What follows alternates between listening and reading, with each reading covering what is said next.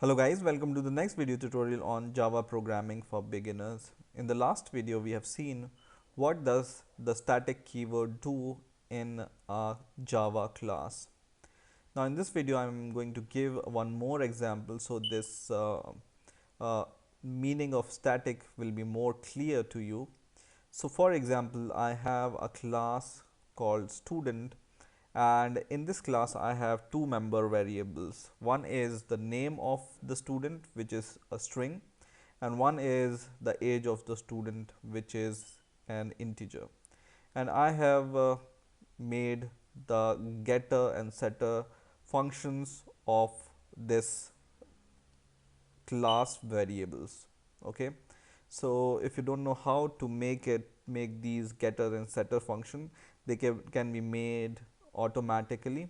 So just go to your class and go to source, and in source you will be able to see here generate getter and setter, and in here just select all and click OK, and your getter and setter method for age and name will be generated automatically by Eclipse for you.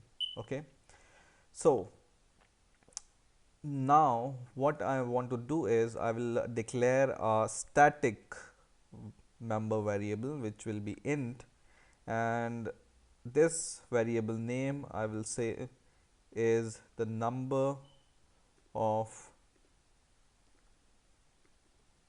students. Okay, and whose value is I will initialize as 0.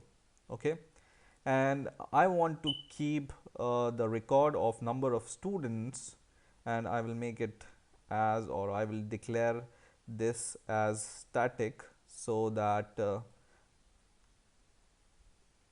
it can be shared by all the instances. Okay, so static, so it's a static member.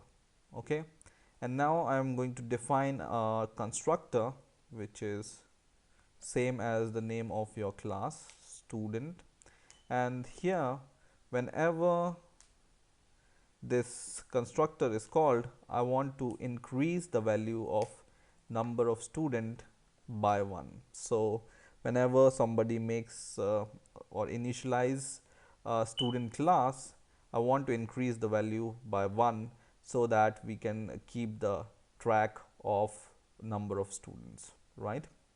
And for this we are going to make a function to get the value of number of student. Okay, so we are going to make a public function, public int, and I will say get number of students, and this basically is going to return the number of student, which is this variable, right? So number of students return. Okay, so whenever we call this function, let's define this function also as static function so that we don't need to call it by any instance, we can call it by the class itself. Okay, now we go to the main class, and in here we are going to define some instances of this student class.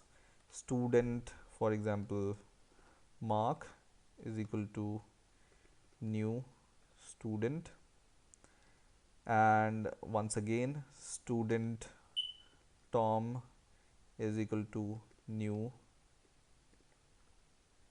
student, right? And now we are going to call our get number of student, because whenever this constructor is called we are increasing the number of student by 1, right? So now we will just write sys o control shift, and in here we will call the student class itself because it's a static member function. This is, so we can directly call it with the class itself. We don't need to use any instance, right? You can use instance, but it's not necessary. Okay, and when we run the program, you see the answer is 2, right? So it's shared by your instances. So this member variable can be shared by your instances. And to you know verify this, we can call these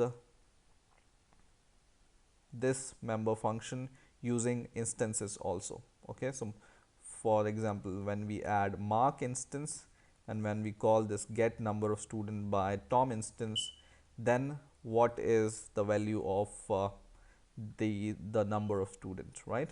So run the program, and it says first time when we add first student, its value is 1. That's right, because when we added the first student, the number of student will be 1, and when we added second student, the number of student will be 2. So this member variable, which was static, was shared by both the instances, and also this can be called by the class itself, right? So this is the very basic and important property of static member, that it can be shared by the instances also, and you can call it using your class itself. So I hope you have understood now the basic concept of static, and hope you have enjoyed this video. Please rate, comment and subscribe, and bye for now.